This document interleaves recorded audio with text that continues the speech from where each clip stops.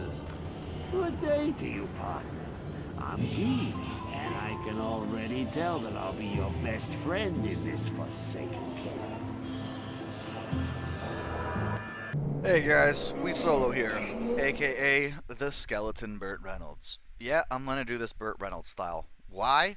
Because I'm taking way too long to make these videos, and although I do think the deep explanations are interesting, I think I'm gonna save that for another video and try and go through this really quickly about what the ramifications are in general for you as a player. This quiz, I think, may have surprised people. It shouldn't be a surprise. Now, again, Arcane Sanctuary was one path. The reason why cows are so good is because of these drop tables that I brought up in an earlier video.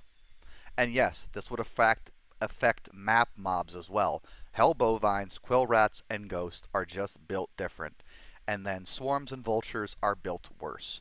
So Fall of Caldeum, which is a great map, has some bad mobs in it. Ariat Battlefield as well. And then Torajan Jungle has quill rats. What has Ghost? I don't know. I always forget which maps spawn Ghost, but then I actually know. But yes, in general, or guest map mobs of Hell Bovines would also be better. Now, going back to the drop tables of chest, okay? We don't even need to get this complicated about it.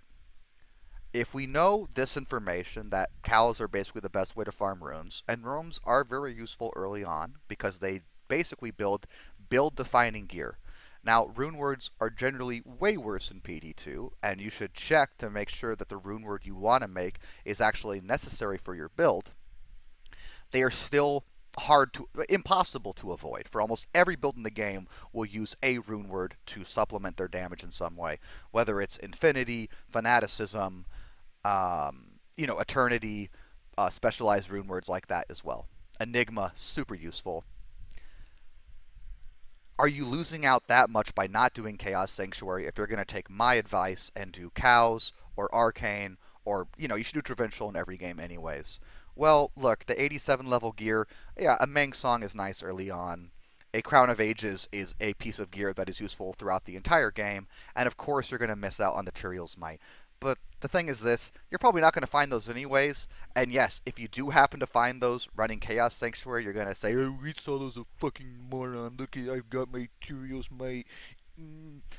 And, good on you, because Tyrael's Mights are, worth 10 high runes, first couple of days. By week 1, it's like 20 high runes. By week 2, it's like 50. And by week 3 plus, people are paying 100 plus high runes for a well-rolled Tyrael's Might. So, yeah, you win the game. Now, back to everybody else who's probably not going to get that lucky. You should be in Cows, Arcane, or Provincial. Now, Arcane is quite interesting because this does not count for sparklies, but we can kind of do a little bit of work on this, and maybe I can get Dominus to put this into his rune chart values. We go over to this little window right here. And this window is going to show us some very interesting information. It's going to show us that a super chest has a 0.06% chance to drop Gold Plus. Why do we do Gold Plus? Because the Countess can drop up to Ist, except for her normal drop, which can roll, I think, up to Cham now. Can it potentially drop Zod because it's an A level 85 area?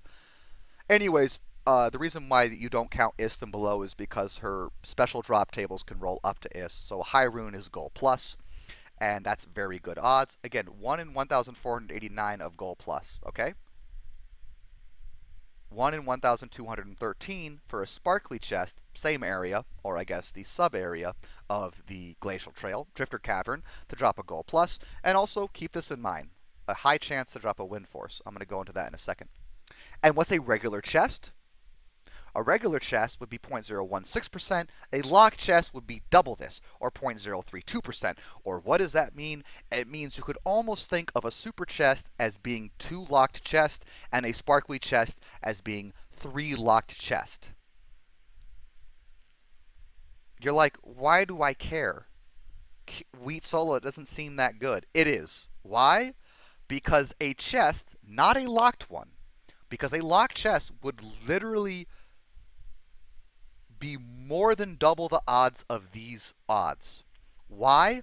Because you ignore the initial 25% chance for something to happen like a no drop, a mob spawn, or something else, and you'd get 2 drop cycles of these. So how much better than a unique is it? a shit ton. It's basically like killing 3 uniques almost.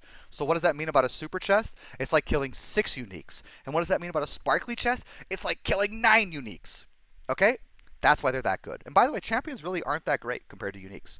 And even compared to other mobs like the ghost or the quill rat, really not even that great as well. Still better, but I just think that's interesting. That's how good wraiths are, and then quill rats and cows. So target those mobs as well. Now, anything else you should be concerned about, because we're going to be getting this done quickly. Yes.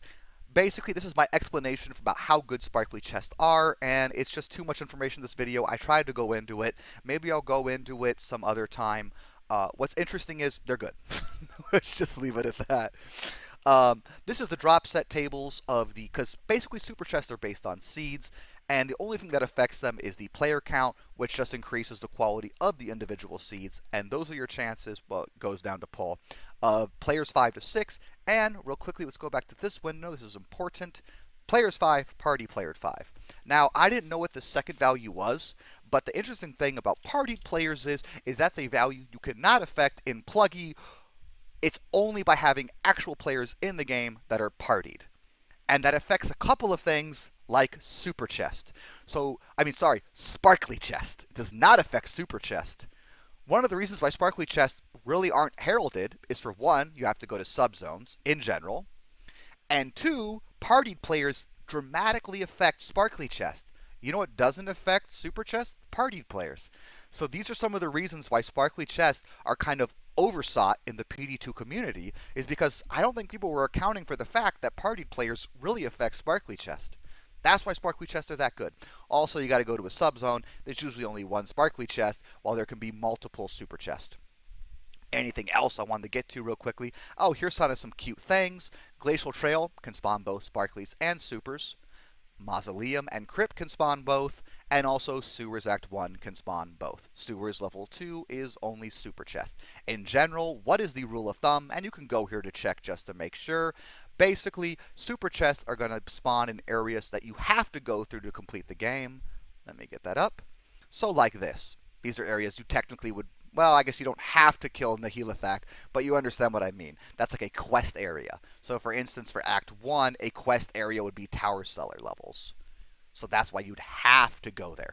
And then Sparklies generally spawn in areas you don't have to go to. Pit level 2, Underground level 2, you get it, Mausoleum and Crypt. And again, Mausoleum and Crypt can spawn what? Both Supers and Sparklies. So that's another area you could consider putting into your MF finding or rune finding early on in the season. Anything else I wanted to get to? This is super cool, and you should read it if you want to learn more about how amazing Sparkly Chests are and why Diablo 2 is such an incredible game, and why, as a guy who played Diablo 3 for a long time, and while it has some incredible aspects to it, especially early greater rifts on a competitive level, and especially some of the class design was, quite frankly, superior in a fluidity sense. The reason why Diablo 2 wins is Diablo 2 has things like this, also with how classes are designed. Like, there's these interesting aspects to Diablo 2 that they simplified in later ARPGs that basically diminish the depth of classes. So while the class on a surface level, or playing it for a year, might be more interesting, playing it for 20 years, no. Okay? And I believe the same thing will happen with Diablo 4. Last thing I wanted to get into, I'm almost positive, yes, it looks like it is, cool, I'm going to finish this off, is this.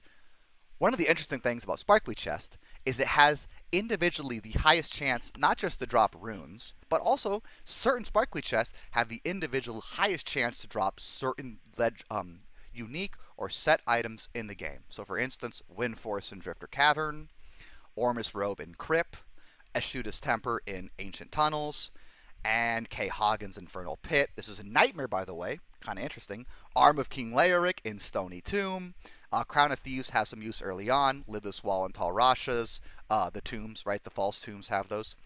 Skulder's Ire. And then interesting, Stone of Jordan and Infernal Pit, Abaddon, normal. Should you account for this in your playthroughs?